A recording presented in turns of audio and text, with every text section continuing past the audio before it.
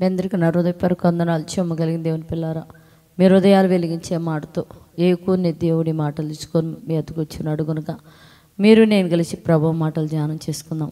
రాత్రి కాలం నుంచి మిమ్మల్ని, మీ కుటుంబాన్ని, మమ్మల్ని, సంఘాన్ని, భూమి మీద ఉన్న ప్రతి బిడ్డని జ్ఞాపకం చేసుకొని ఊపిరిని జీవాన్ని ఇచ్చిన దేవుడికి మన ప్రభు మన రక్షకుడు యేసుక్రీస్తు వారి నామంలో శిరస వంచి వందనాలు స్తుతులు తెలియచేసుకుంటూ చెమ్మగలిగిన దేవుని పిల్లారు, ఈరోజు మన ఆత్మలకు ఆహారంగా దేవుడు ఏ మాటలైతే నియమించాడో ఆ మాటలో విని ధ్యానించి దేవునికి దగ్గర పోయే భాగ్యం ఇవ్వమని దేవుడికి ప్రార్థన చేసుకుందాం. చూడగలిగితే ఆది కాండము 24వ అధ్యాయము 31వ వచనంలో ఒక మాట రాయబడింది.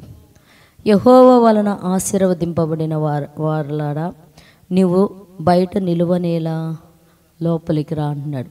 యెహోవా వలన ఆశీర్వదింపబడిన వాడా, నువ్వు లోపలికి రా, బయట ఎందుకు నిలబడి ఉన్నావు, నువ్వు లోపలికి రా అని పిలుస్తున్నాడు దేవుని పిల్లరా.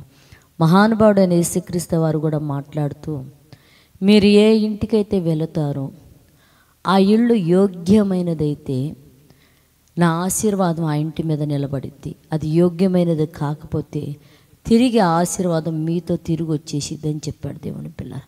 అందుకనే లాబాను అంటున్నాడు, యెహోవా వలన ఆశీర్వదింపబడిన వాడు, నువ్వు ఎందుకు బయట నిలబడ్డావు, లోపలికి రాని పిలవంగానే దేవుని ఆశీర్వాదం ఆ గృహం మీదకి వచ్చింది దేవుని పిల్లరా.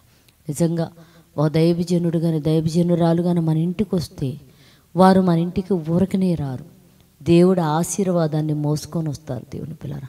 అట్టి బిడ్డలు మీరు గౌరవించి లోపలికి పిలిస్తే మనము వాళ్ళతో వచ్చిన ఆశీర్వాదం మనం పొందగలుగుతాం.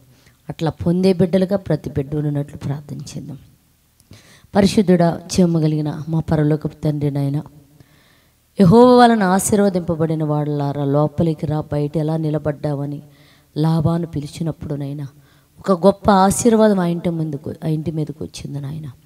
ఇదిగో తండ్రి, క్రీస్తు పేరట సువార్త నిమిత్తం వెళ్ళినప్పుడునైనా ఎవరైతే ఆహ్వానిస్తారో ఇదిగో దేవుని కృప ఆశీర్వాదం వారి అంట ఆ ఇంటి మీదకి వెళ్ళిద్దని చెప్పావు.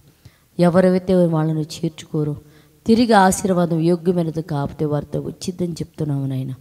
భూమి మీద ఉన్న ప్రతి బిడ్డ కూడా నాయన నీ బిడ్డలను చేర్చుకున్న వారి నీ ఆశీర్వాదం పొందేవారుగా ఉండటానికి కృపను అనుగ్రహించమని అడుగుతూ తండ్రి, ఎంతమంది అయితే యేసుక్రీస్తును స్వీకరించలేక ఆయన ఆశీర్వాదం పొందలేక నా తండ్రి ఎంతమంది ఉన్నారు, భూమి మీద ఉన్న వారందరూ కూడా నాయన నీ పిల్లలు చేర్చుకొని నీ ఆశీర్వాదం పొందేవారుగా ఉండునట్లు కృప చూపి సహాయం చేయమని మా రక్షకుడు నీ కుమారుడు అనేసి పరిశుద్ధ నామములో ప్రార్థన అడుగుతున్నాం తండ్రి, ఆమేన్. మీ అందరికీ నా హృదయపూర్వక వందనములు, ధన్యవాదాలు.